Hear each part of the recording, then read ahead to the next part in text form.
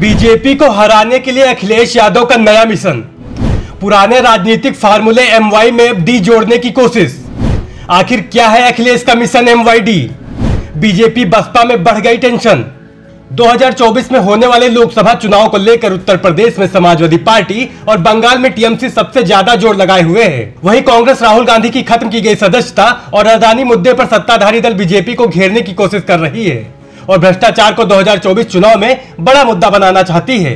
तो वहीं अखिलेश यादव जातियों के सहारे उत्तर प्रदेश में बड़ा खेला करने की तैयारी में लगे हुए हैं। अखिलेश यादव ने काशीराम की मूर्ति स्थापना के जरिए समाजवादी पार्टी ने बीएसपी के कोर वोटर्स को नया संदेश दिया है, लेकिन बीएसपी चीफ मायावती को सपा का यह नया स्वभाव रास नहीं आ रहा है।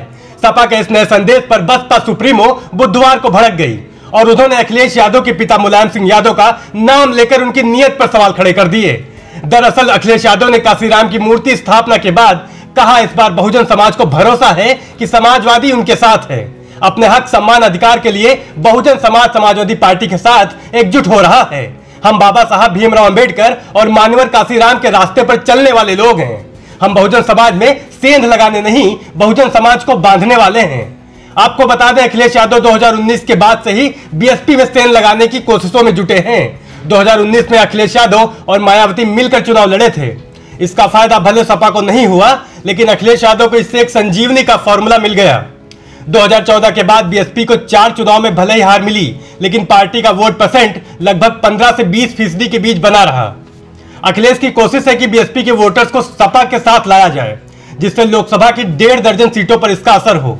बता दें, लोकसभा चुनाव से पहले अखिलेश अब मुलायम सिंह यादव के राजनीतिक फॉर्मूले एमवाई में अब डी जोड़ने की कोशिश कर रहे हैं।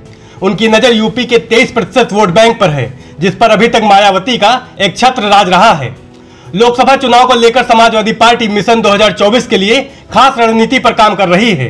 दरअसल अब तक एमवाई यानी मुस्लिम यादव फैक्टर पर काम करने वाली समाजवादी पार्टी अब एमवाईडी समीकरण बनाने में जुट गई है। इसमें मुस्लिम और यादव के साथ दलितों को भी शामिल किया जाएगा। इसी चुनावी रणनीति के तहत आगे बढ़ने की तैयारी समाजवादी पार्टी ने अंबेडकर वाहिनी बनाकर कर दी। दरअसल उत्तर प्रदेश में हमेशा से दलित वोट बैंक बड़ा फैक्टर रहा है। यूपी में दलित वोट बैंक लगभग 23% है, लेकिन इसमें चमार और जाटो जैसी जातियां अभी भी बीएसपी सुप्रीमो मायावती के साथ मजबूती से खड़ी हैं। इसलिए लगभग 20% वोट बीएसपी को ही मिलते हैं। वहीं दूसरी दलित जातियों ने बीएसपी से दूरी भी बनाई है। साल 2017 के विधानसभा चुनाव से गैर जाटो दलित जातियों का एक बड़ा हिस्सा बीजेपी की ओर झुका। अब सपा की कोशिश है कि कम से कम इस पर सेंध लगाकर बीजेपी को नुकसान पहुंचाया जा सकता है। बाबा साहब अंबेडकर वाहिनी से सपा इन्हीं वोटों को हासिल करने की कोशिश में बड़े पैमाने पर दलित नेताओं को अपने पाले में कर रही है। सपा ने आने वाले लोकसभा चुनाव के मद्देनजर अपना पूरा ध्यान दलित ओबीसी वोटों पर केंद्रित किया हुआ है। इस रणनीति के तहत सपा अपने कोर वोट बैंक यादव पर मजबूत पकड़ रखते हुए अन्य पिछड़े और अति पिछड़े लोगों तक अपनी पहुंच बनाने और उनके वोटों को साधने में लगे हैं।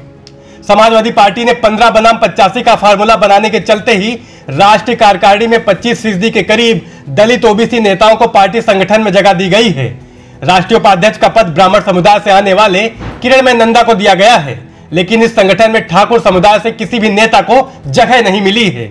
इसमें सपा की भविष्य की सियासत को समझा जा सकता है।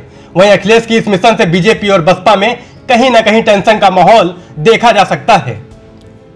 नेशनल न्यूज नाउ के लिए सूरज वर्मा की रिपोर्ट।